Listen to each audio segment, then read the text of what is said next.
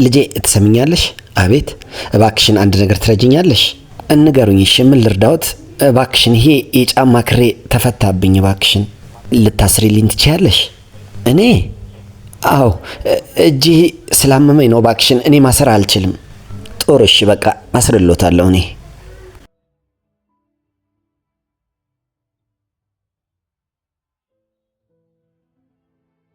ይሄኛውንም እባክሽን።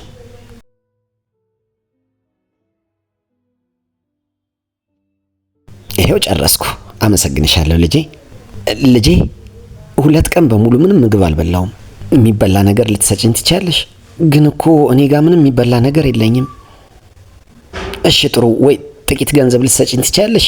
2 ቀን ሆነኝ ከተራብኩ። ገንዘብም የለም እኮ እኔ ጋር። ኧረ ስጪኝ እባክሽን ልጄ፣ ፈጣሪ ይረዳሻል አንቺንም። እኔ ቤት መሄድ የሚችሉ ከሆነ ግን እዛ የሆነ ነገር ላበላዎት እችላለሁ። ይሄዳሉ እንዴ? እኔ እጅግ በጣም ነው የራበኝ ልጄ። ኧረ እሄዳለሁ፣ ከአንቺ ጋር እሄዳለሁ አንቺ ቤት። ጥሩ እሺ ኑ እንሂድ።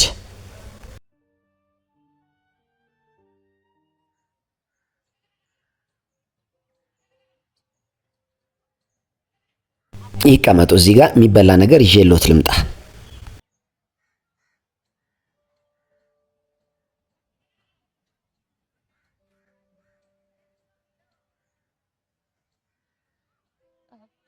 አጎት አትክልት ወይም ወጥ አልሰራውም።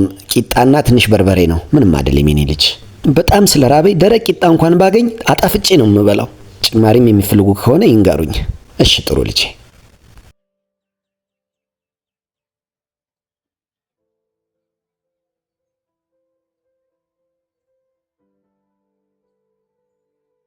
ልጄ ትልቅ ልብ ነው ያለሽ አንቺ ራስሽ ደረቅ ቂጣ በልተሽ ኑሮሽን እያሳለፍሽ እንደኔ አይነት የማይታወቅ ሰው ስታገኝ ደግሞ የሱን ሞት ትሞያለሽ።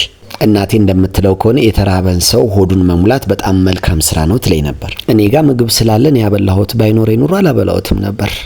ቤተሰብ አካውንታችን ዋርኒንግ ላይ ስለሆነ ፕሮፋይል ፒክቸሬን በመንካት ወደ ውስጥ በመግባት ኮፒ ሊንክ እንድታደርጉልኝ ስለጠይቃለሁ። አመሰግናለሁ። ክፍል 2 ይቀጥላል።